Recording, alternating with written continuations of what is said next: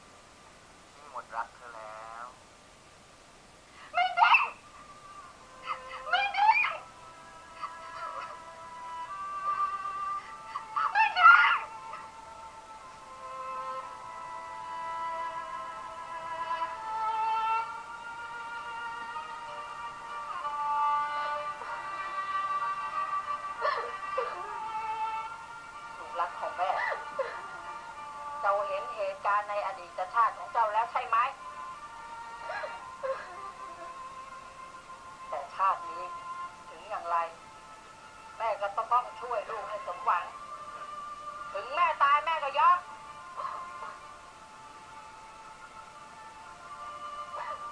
เจ้าผีร้ายทั้งสองเจ้าจงไปทำลายนางเอกับพวกที่อยู่ในวัดให้หมดทุกคนให้มันหนีไปให้หมดเพื่อให้ลูกของข้าสมหวังในรักเดี๋ยวนี้ครับท่านรับคำสั่งค่ะเจ้าดี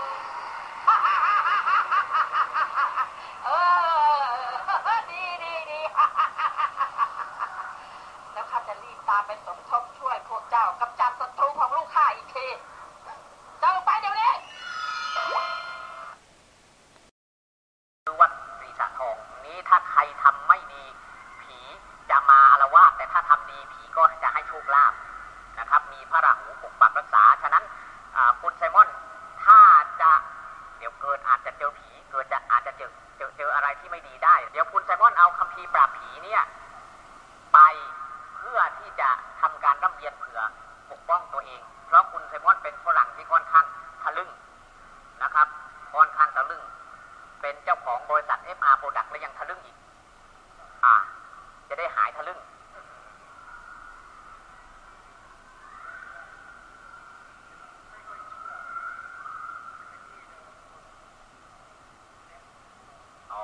จะไปเรียกผีเหรองั้นเดี๋ยวก็ได้เจอเนาะใช่ไหมกลัวไหมล่ะเราอะสองคนกลัวไหมกลัวไหมกลัวหรือเปล่าทุกคนกลัวเหรอนี่เขาจะเรียกผีลองไปเป็นเพื่อนเขาดูนะเอาละทุกคนไปกันได้แล้วอย่าลืมฝึกสมาธิแบบที่อาจารย์บอกแล้วจะโชคดีแล้วอย่าลืมไปเรียนนะถ้าไม่ไปเรียนเดี๋ยวจะเจอดี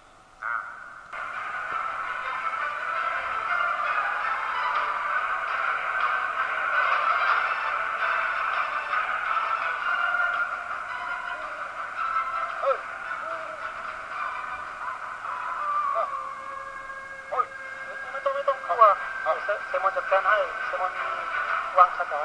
พิเศษนะโอ้จริงเหรอจริงโอ้จัดการให้นะواحد اثنين ثلاثة أربعة خمسة ستة سبعة ثمانية تسعة 10 11 12 13 14 15 16 17 20 21 22 23 24 25 26 27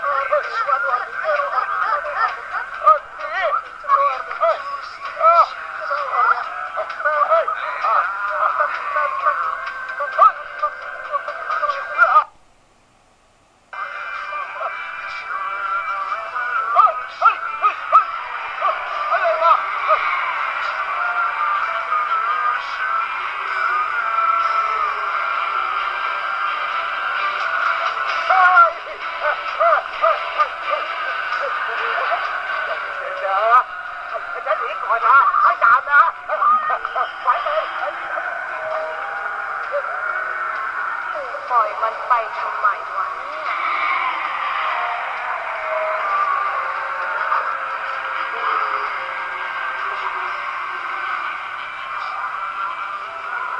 มีอะไรอีก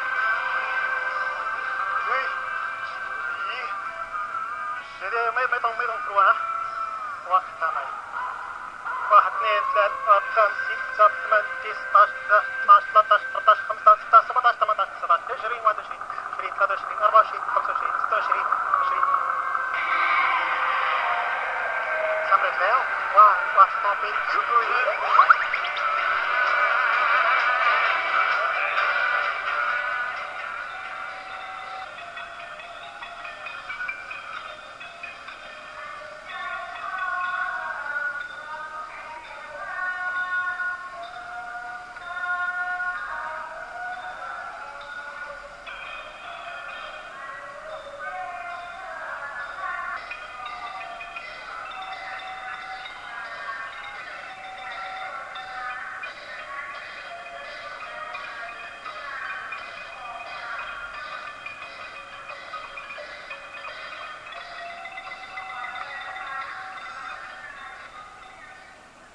อาจารย์ครับเมื่อคืนเจ้าฝรั่งเนี่ยทำไมมันถึงต้องกระทำตามผีไม่ได้ล่ะครับ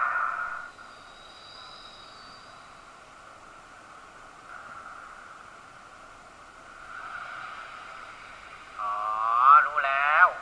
ไซมอนน่ะมันท่องคาถาผิดมันก็เลยไล่ผีไม่ได้